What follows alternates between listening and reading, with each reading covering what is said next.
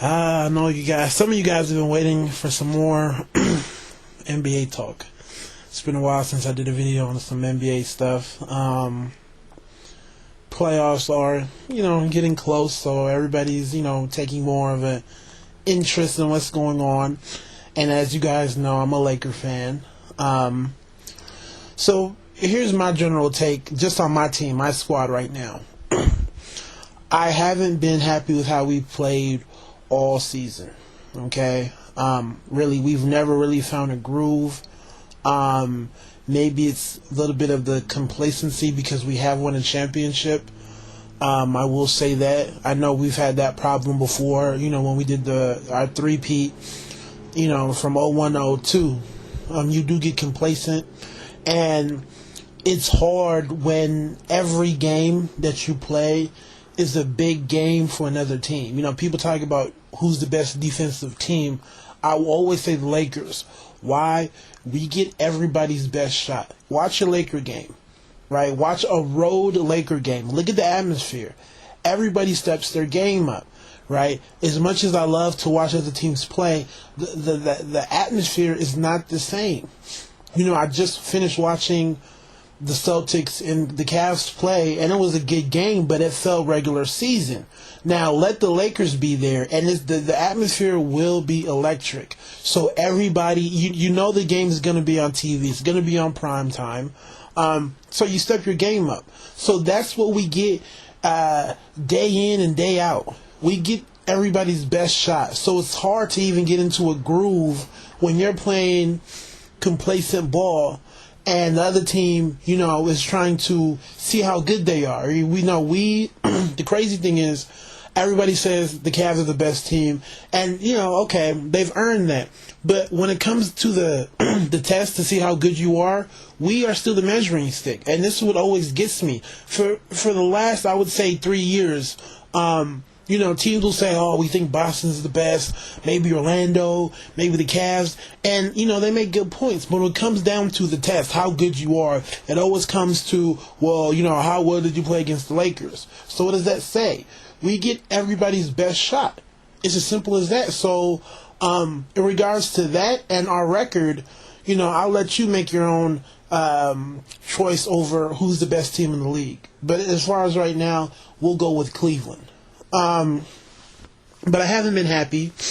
Kobe was out for a couple of days, and we went 5-1, and everybody was like, "Oh, how well are we playing?" Kobe needs to understand that there's a rhythm and there's a vibe, and he has to fit in. And yeah, that's true. But the other part is the other players have to step up. In the past, there used to be a high premium on getting veterans. Why? Because they knew how to deal with very good players. There's a difference between superstar players and good players. Superstar players are very demanding. You have to step up to their level of play. And that's what I always admired about the Bulls. Yes, Jordan was leaps and bounds above everybody else, but if you look at how hard the other guys were playing, right? The other veterans, they played hard. They matched his intensity. They were able to deal with just the personality and the demeanor, okay, of a Michael Jordan type person. People say Kobe's very, demanding. He's very, always on his teammates. But what do you think you have to be like? How else is he supposed to be? I know LeBron James is the fun-loving guy, but you'll see a change now that it's winning time. Now that there's no more next season, when we get this and we get that, you will definitely see a change in demeanor in regards to getting on guys and making sure they step their game up, right? Because you have to be that way, right? There's good teams and then there's championship teams.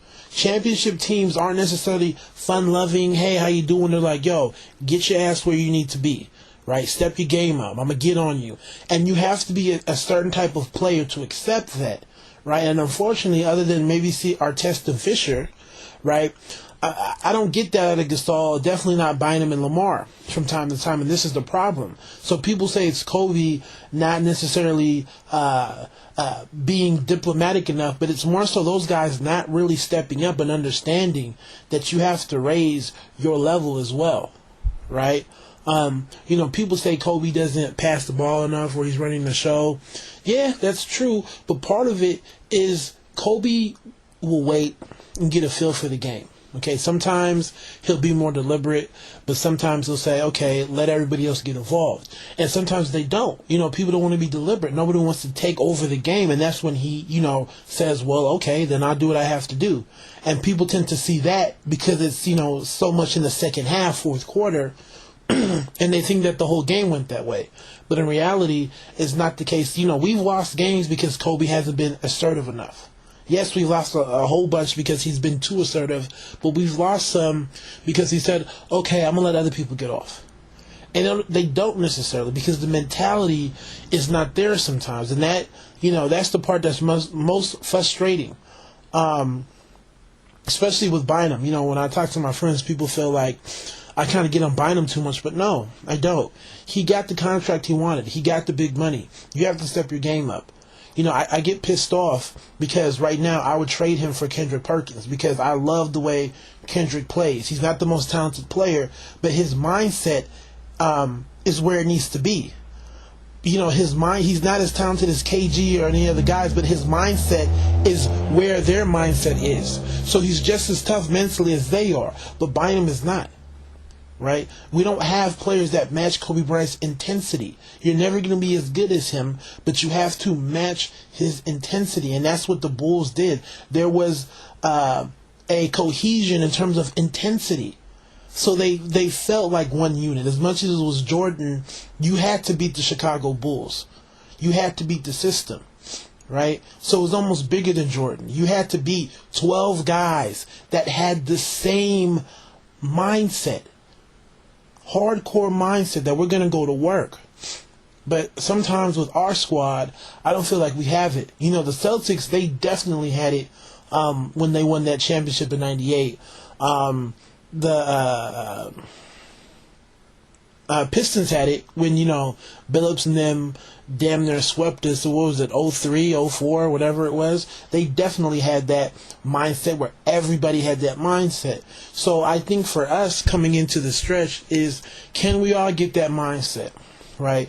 Can we play how we played when Kobe was gone?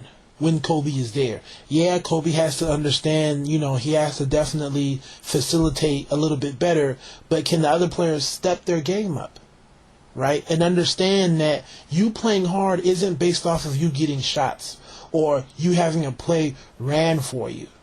And the thing about Bynum is his lack of play makes Gasol's job harder. Gasol is a great player for what he is. He's not a rough, tough dude. A lot of people expect him to be finesse, and it's unfortunate because people say he's soft. But in reality, he's almost like a Dirk Nowitzki. No one expects Dirk Nowitzki to be the bruiser or the battler. That's why they have Dampier, and that's what they got, what's this guy's name? Brandon Haywood, to be that guy. And that's what Bynum is supposed to be, that low post force for us, right? No one's expecting Dirk Nowitzki to be the tough guy. But we expect that out of Gasol, and he does so much for us already, right? I find myself getting mad at him, but then I look at the stat line, and he had, 21 and 14 rebounds, and I'm getting mad at him, and Bynum has, 7 points and 9 rebounds. You should be an automatic double-double. Your stat line every game should be, 13 points, 14 rebounds. Simple.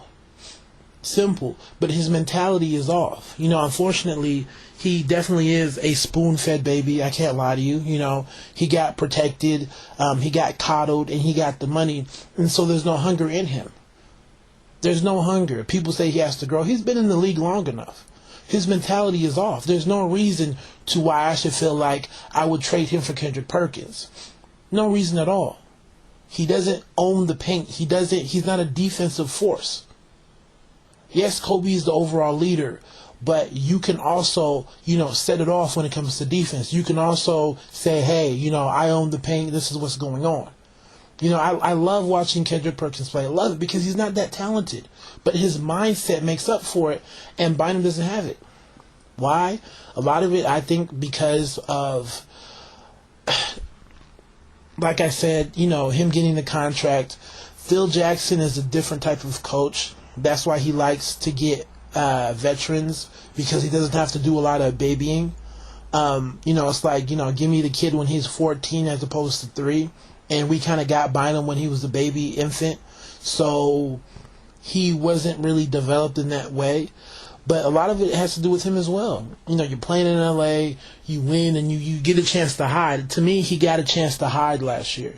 But now, where teams are coming for us now when teams are going after us, he has to step up. So the key for us coming down the stretch is, can we match Kobe's intensity, and can Bynum really assert himself and put himself in the game, right? You can't want to be a big dog, but accept your little dog role. Are you going to get aggressive? Are you going to command the paint? Are you going to say that, almost like a Shaq? Shaq is, so old, but he still has that presence. Is Bynum going to have that? Will he get that, right? And can we make it work? So, it'll be interesting to see what happens down the stretch. And I'll do some other videos because there's some other things I want to talk about as well. So this is just the first of more to come. Y'all take it easy. God bless.